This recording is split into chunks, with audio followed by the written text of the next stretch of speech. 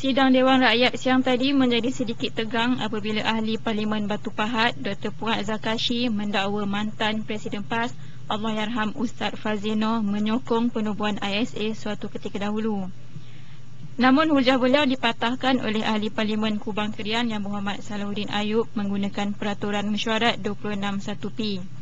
Bantahan itu kemudiannya disokong oleh Ahli Parlimen Pakatan Rakyat yang lain. Kenapa ketika rang undang-undang ini dibawa di parlimen ini untuk diluluskan ISA ini, Presiden PAS ketika itu juga turut menyokong ISA ini, ya. Sebab ini tanpa bicara. Batu Pahat minta laluan. Berdiri ini. Peraturan mesyuarat. Pasir Mas. Peraturan mesyuarat. Pasir Mas. Saya bagi Rembau. Silakan. Peraturan mesyuarat. Kenapa 26 1P. 1P. Okey, sila baca apa dia?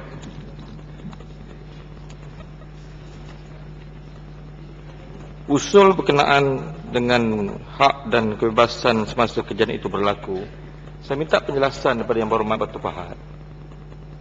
Beri suatu fakta dan bukti, betul ke Presiden PAS pada waktu itu menyokong ISA? Kalau tidak, dia mislead the House dengan izin. Jadi saya minta benda ini diperjelaskan dan saya minta ada ahli yang berhormat yang menyokong usul ini. Sila bangun.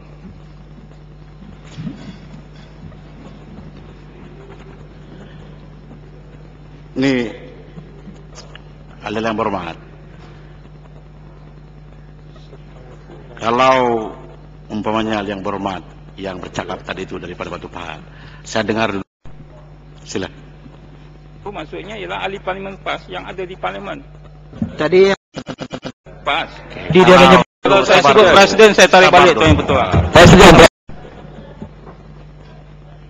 Saya sudah sebut, saya tarik balik kalau saya tersebut presiden. Yalah, dia tarik balik. Tidak payahlah usul. Okey, sila teruskan. Saya cuba nanti lo yang berhormat petian. Kalau umpamanya dalam masa sesi perbahasan, kena semua yang disebut itu pun masuk dalam handset. Hati-hati mengeluarkan fakta yang mengelirukan majlis. Sila. Saya mohon maaf tuan ini pertua. Sila. Akhirnya Dr. Puat terpaksa menarik balik hujah beliau.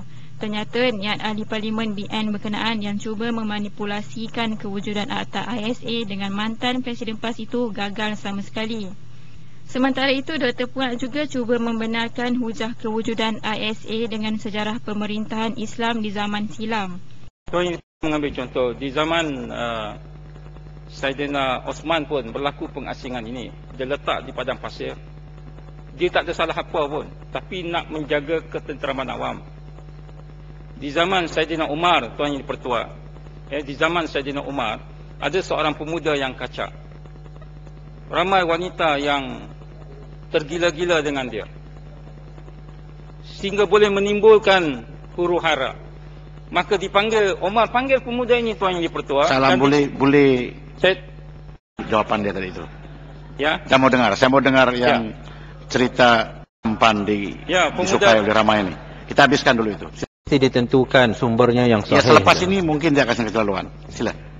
Panggil tuan yang dipertua, sebab ramai wanita tergila dengan dia. Dipanggil oleh Umar, tuan yang pertua, dan dibotakkan kepalanya supaya dia tidak nampak lagi handsome. Tapi rupanya tuan yang pertua, bila dibotakkan dia bertambah handsome. Orang semakin gila dengan dia. Umar tidak ada pilihan lain, maka dia dibuang daerah demi menjaga ketenteraman awam. Itu saja tuan yang pertua. Apa salah dia? Dia handsome, itu anugerah Tuhan. Ini kebijaksanaan. Sebab itu saya bersetuju. Yang ketenteraman awam pada ketika itu yang mengamuk kaum wanita kah kaum bapa? Atau kedua-duanya? Wanita. Ini berlaku di mana-mana. Saya kata yang kita tentang kalau disalahgunakan. Mohon laluan. Ya. Batu Pahat, mohon laluan. Red Buntar di belakang, minta laluan. Dah banyak kali minta tak bagi. Ya, sila apa ni, sahabat baik saya Farid Buntar. Terima kasih. Pertama saya ingin minta penjelasan lah. Menyebut bahawa Islam itu mempunyai peranan yang penting dalam negara. Saya bersetuju dengan pandangan Bacok tadi bahawa kaedah perundangan Islam yang dikenali sebagai barat atau zimmah innocent nanti proven guilty itu adalah merupakan satu maksim yang tinggi yang diagungkan. Jadi bagaimana kontradiknya pendapat Batu Pahat yang menyatakan bahawa peranan Islam ini dan sebagainya, tapi pada waktu yang sama dia menyokong ISA yang bertentangan dengan maksim tersebut. Yang kedua, penjelasan terhadap kisah dalam zaman Saidina Umar ni, saya belum bertemu lagi lah. Adakah dia Israeliat ataupun sekadar cerita untuk mengukuhkan hujah dia.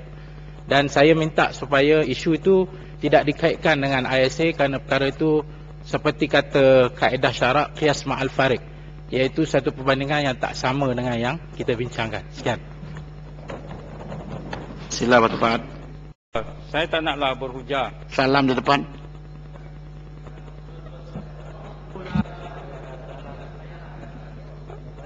Yang kamu berdepan itu salam tanyalah dia kalau kasih laluan ke tidak.